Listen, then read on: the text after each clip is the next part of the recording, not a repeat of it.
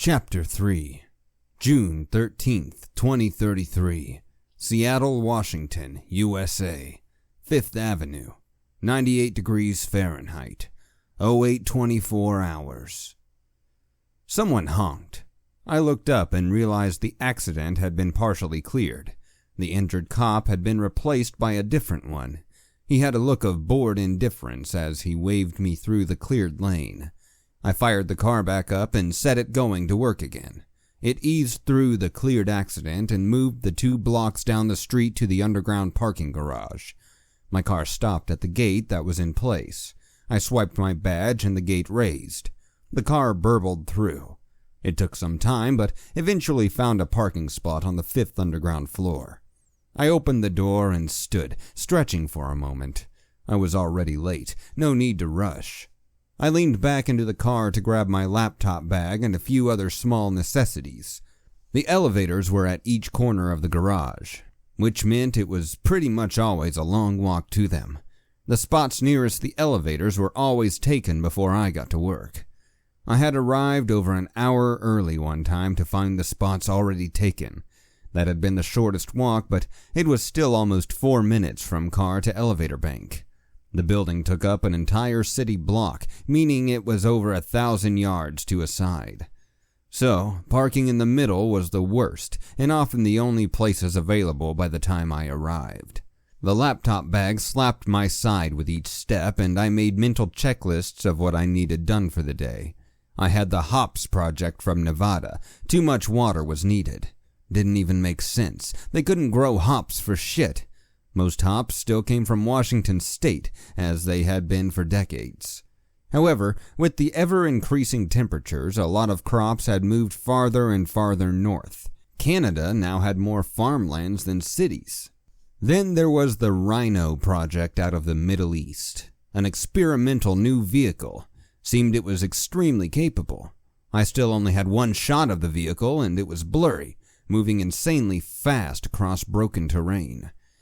Checklist said I needed more focus there. I had volunteered to take on another project, but Jesse wouldn't let me. Said I was stretched too thin anyway. I arrived at the elevator bank and knuckled the upward arrow. Rumbling sounded from deep within the elevator shafts. Shortly afterwards, the elevator arrived. B5 flashed on the display above. The door slid open and I stepped inside. I was the only occupant. It was well appointed with walnut wood paneling and chromed mirror surfaces. The buttons were standard polycarbonate of some kind, worn down by thousands of hands. The elevator started at B10 and went all the way through ground floor to the security lobby on the 4th. I knuckled the 4 button and settled in at the back to wait. The elevator started with a small lurch and smoothly climbed to the security lobby. I had to exit the elevator there and transfer to the other bank that allowed access to the rest of the building. While I waited, I pulled my phone out and made a note about my parking spot so I wouldn't forget it. The panel dinged and the door slid open. It was relatively quiet by this point since most people were already hard at work. The 4 elevator banks fed into a large open format floor space with 2 massive elevator banks in the middle. The 4th floor was checkpoint, since most businesses above had top-secret information of some sort. In the middle stood the 2 banks with an opening all the way through. At each end of the opening was a security cordon. Each had a line set up, much like security at the airport. My heels clicked on the marble as I walked to the middle where 2 bored security guards stood by. Sunlight streamed in through the floor to ceiling from windows all around the floor. They were 20 feet high and had a fantastic view of the city around. Small clusters of couches and chairs sat around near the windows to allow people to have meetings with a view. The security officer behind the metal detector nodded in recognition, but still asked to see my badge. He inspected it quickly, then asked me to empty my pockets into a bowl for the X-ray machine and step through the metal detector. I emptied my pockets and stepped through. As usual, the detector remained quiet. He looked at the loose items I'd had in my pockets. "Sir, what's this?" "Travis, you ask me that every day. That's my hollow micro, and you know it." "Sir, I'm just doing my job. Can you please turn it on for me?" "Yeah, Travis, I can," I said, only slightly peeved. So I took the small device from the bowl he held out to me and powered it on. A small chime was just audible from the device, and it started flashing colors an inch from the band that went to my forehead. He nodded, and I powered it back off. He allowed me to gather the rest of my stuff from the bowl. "Thank you, sir. Have a good day." "Yeah, you too, Travis." He nodded, and I walked to the center of the banks. Someone was coming through the security area on the opposite side. I leaned over, swiped my badge, and used a knuckle to hit the up arrow. The button lit up, though I couldn't hear anything from the elevator shafts. I turned when I heard a whiny voice come from the other cordon. I was surprised to see Linda, my friend and co-worker, standing just on the other side of the cordon. I had never known her to be late to work. She caught my gaze and gave me a tired smile, accompanied by a little wave. Linda walked through the detector and waited until she was cleared by the guard. He had his back to me and clearly said something to Linda. She nodded. Voices were raised, then quieted again. I couldn't glean anything despite the relative hush. A moment later, the X-ray machine belched out a small bowl and a boy walked out of the detector. Just then, the elevator dinged and the doors slid open. I turned my attention back and stepped in. "Hold the doors!" I stuck my hand over the doors to keep them from closing. They surged, then settled back. A vaguely female mechanical voice spoke above. "Please clear the doorway. Please clear the doorway." I ignored the voice and held the doors open. I was the only one in the elevator, so it didn't matter. A moment later, Linda entered the elevator. She was huffing lightly and holding on to the hand of the boy I had seen earlier. She flashed me an apologetic smile, then said, "Thanks." Her perfume was faintly floral. I said, "No problem," and let the doors closed. Then I swiped my badge again and used the knuckle on my index finger to hit the 70 button. The elevators were fast, but we still had a solid 2 to 3 minute ride ahead of us. I looked at Linda as I settled against the back wall. She smiled back at me, evidently a little tired already. "This is my son, Eddie," she said. She had him squared up in front of her, fussing over his hair. I smiled and offered my hand to shake. "Hey, Eddie, I'm your mom's friend, Dante." He nodded mutely and shook my hand. Linda looked down at him and said, "Honey, what do you say?" "Nice to meet you, Mr. Dante." His voice was quiet but strong. He was shy but not nervous. An unusual combination. "How old are you, Eddie? And you can just call me Dante, no need for the mister." He nodded but said nothing. Linda shook her head in evident exasperation. "We've had a bit of a rough morning. Eddie had trouble waking up, and then there was the accident down the street. You must have been caught in that too, huh?" I nodded. "Yeah, otherwise I would have been just about on time. Hey, Eddie, do you like video games?" His eyes lit up when he heard the magic words. "Yes, sir, I do." I winked at him and pulled the gaming device from my pocket. "Check this out. Have you seen one before?" Eddie's eyes grew large as he took in the high-end device. "Wow, you have a hollow micro?" "Well, go ahead, give it a try." He nodded eagerly and stuck his hand out to grab it. Then he paused an inch from my own hand. He turned and looked at his mom, the question evident. She nodded and he grabbed the machine. He put it over his head and the straps tightened themselves. A moment later, lights could be seen dancing across his face. Linda continued to play with his hair. "He's turning 10 next week." Then she slid her hands over his ears, not that he noticed with the game going. "You look like the kind of shit even dogs won't eat. What's up with you today?" I looked down at myself. My clothes were rumpled, but more from the drive and the heat than lack of care. I did feel haggard, but that was the hangover. Then it clicked and I grinned sheepishly. "Went out with the guys last night. You kept bugging me to be more social, so I did. Except we got a bit riled up, I guess. I had a few too many. Thankfully the car got me home safely. This morning has been a bit rough. Thanks though. You look beautiful as always." She blushed, then reached over and slugged my arm lightly. "What's up with the women around me? They always do that." She went back to straightening Eddie's hair. It didn't really need it, since his hair was just over an inch long. She looked back at me and said, "Still having nightmares?" I nodded. "I had the really weird dream about being a giant again. Went on longer than normal, though." You're probably just stressed out. Probably. Just makes me feel like something's happening or going to happen. It's weird. I nodded in agreement and felt the elevator slow. With a small lurch, it stopped. The doors slid open, showing the opposite elevator bank.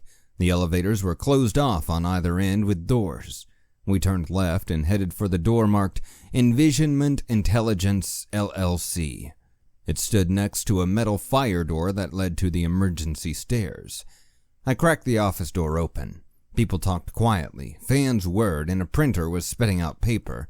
We had half the floor up here, and the other half was abandoned. The office was in a U shape, with the majority of the office and the open floor at the base of the U. The two arms that shared the space with the elevator banks and stairs were split off. One space was now a server room with a solid airlock. The other was Jesse's office, though it looked smaller than it should have. I had asked about that, and Jessie looked sour when she told me it was given to the abandoned office to make up for the extra room the servers had taken up. At the far end of the open office area were restrooms on either side of a kitchen and break area. I stepped into the office with Linda close behind me. People were milling around, and there were a handful of children running around in between the low cubicles. I turned to Linda in confusion. Why are there so many kids here?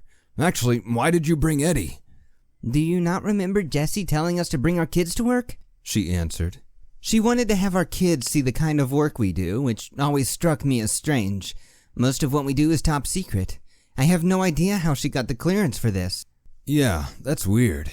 Then again, most of what we do is look at satellite imagery anyway, so it's probably easiest to say, look, there's nothing happening here. Who knows? I shrugged to punctuate the last sentence. I sat in my cubicle, which was still sterile after 2 years.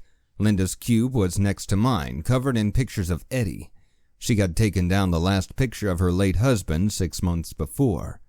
An email popped up on my computer.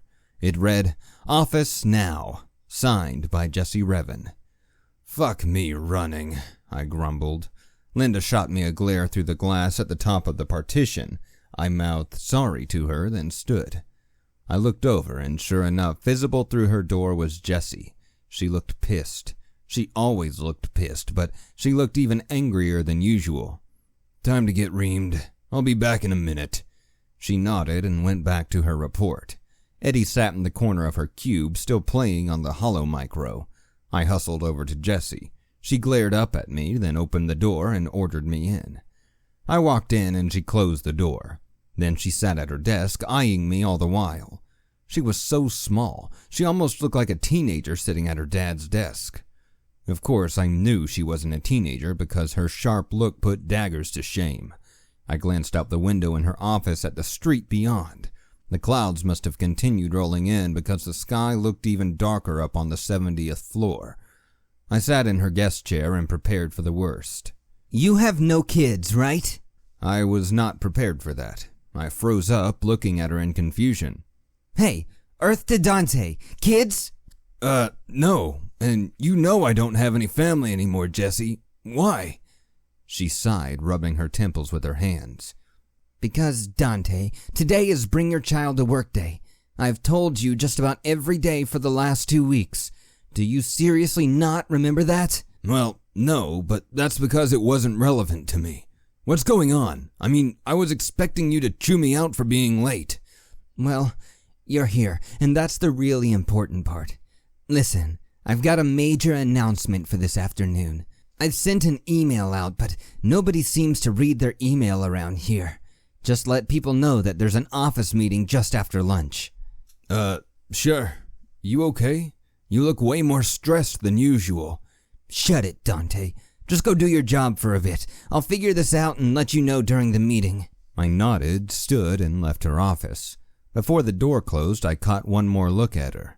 She was staring into the distance, rubbing temples like she had a bad headache. I went to grab coffee for myself. 2 of our coworkers, Brandon and Tracy, stood to one side talking.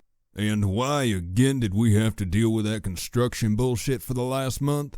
I swear, all that banging and hammering up until last week, I was going to lose my mind, Brandon said. I poured a cup of coffee for myself, then another for Linda. Tracy clucked at him. Watch your language, Brandon. After that weird server fire 2 months ago, we had to get an entirely new farm. While we were getting the new servers, Jessie apparently wanted much better climate control. Then she wanted some other thing added on. Anyway, at the end it cost a fortune, but apparently the server room now doubles as a disaster shelter. I don't know what kind of disaster we could have 70 floors up and still be alive though. So that's why it has the double airlock. What I don't understand is why the bathrooms were remodeled. But I am glad the construction is done. The noise made it very difficult to focus. Speaking of, did I spot little Angelica with you?